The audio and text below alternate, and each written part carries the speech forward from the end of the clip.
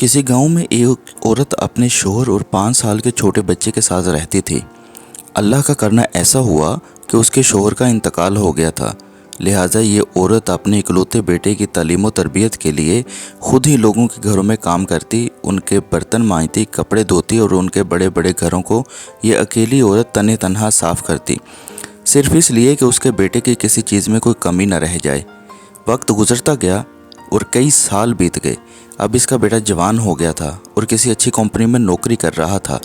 उसकी शादी हो गई थी और एक प्यारा सा बेटा भी था और ये औरत अब बुढ़ापे की दहलीज पर दस्तक दे रही थी। बेटा शादी के बाद और नौकरी मिलने के बाद माँ का एहतराम करना तो दूर की बात, उसके साथ ढंग से बात भी न करता था।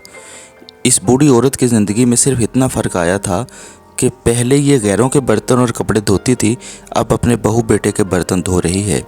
पहले ये दूसरों के घरों की सफाई करती थी, अब ये बहू के होते हुए भी अपने घर की सफाई करने पर मजबूर थी। खैर जो भी था, लेकिन थी तो ये एक माँ। अपने बेटे की खुशी की खातिर वो हर दुख झेलने को तैयार थी। बेटे के पास दौलत की कमी न थी, अल्लाह की दी हुई हर चीज़ अब उसके पास थी, लेकिन माँ को उसने घर के एक अलग कमरे में छोड़ रखा था, जहाँ मौसम की शिद्दत को रोकने के लिए कोई बंदोबस्त न था। और कई कई दिनों के बाद जब कभी वो उस कमरे में जाता तो सिर्फ माँ को गुजरे वक्त की महरूमियाँ याद करवाकर ताने देने और लड़ने झगड़ने के लिए।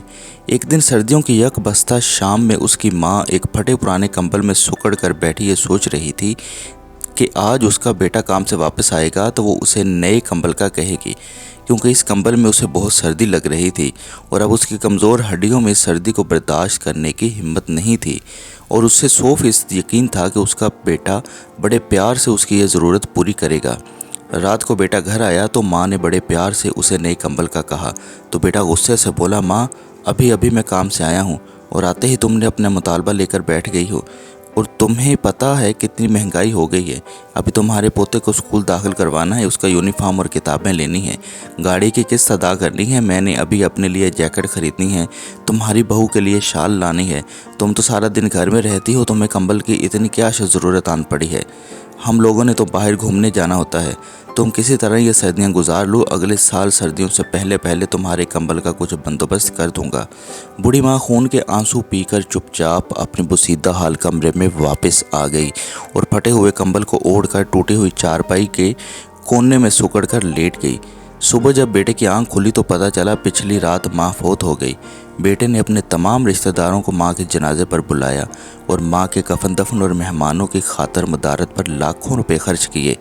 जो भी जनाजे में शरीक हुआ यही कहता कि काश अल्लाह हर किसी को ऐसा बेटा दे। मरने के बाद भी माँ से कितनी मोहब्बत है, लेकिन इन्हें ये नहीं पता था कि दुनिया वालों को दिखाने की खातिर जो बेटा अपनी मरी हुई माँ के जनाजे पर लाखों रुपए खर्च कर रहा है, पिछली रात चंद 100 रुपये के कंबल के ना होने की वजह से वही माँ सर्दी में सिसक कर जान दे गई। ऐसी सैकड़ों सच्ची कहानियाँ हमारे इर्द गिर्द बीतती हैं। खुदारा अपने माँ बाप की कदर उनके जीते जी कर लीजिए। इसी में मुझ गुनाहगारों समेत हम सब की भलाई है। मरने के बाद कदर की तो क्या फ़ायदा। उम्मीद करता हूँ कि आपको यह वीडियो ज़रूर पसंद आई होगी और आप इसे अपने दोस्तों के साथ भी ज़रूर शेयर करेंगे। अल्लाह पाक मेरा और आप सबका हामी और नासिर हो। अल्लाह हाफिज़।